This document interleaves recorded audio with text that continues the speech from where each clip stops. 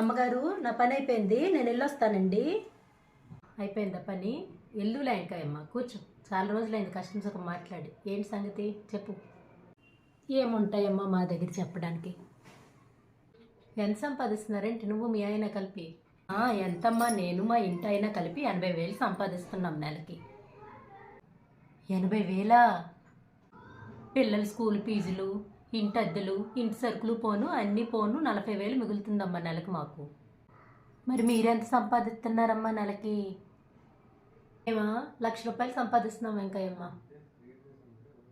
₹1,00,000? EMI, car EMI, పిల్లల school ఫీజులు అన్నీ పోను మిగిలేదు 10,000. ఓహో, ఎగిరెగిరి దంచిన అదే కూలి, ఎగరకుండా దంచిన అదే కూలి అనమాట. మహా బాగుందమ్మా, మీకన్నా మేమే నయం కదా 40,000 వెనకేసుకుంటున్నాం. అవును వెంకయ్యమ్మ, అది నాకు ఇప్పుడే అర్థమైంది, నీ పనే బాగుందని.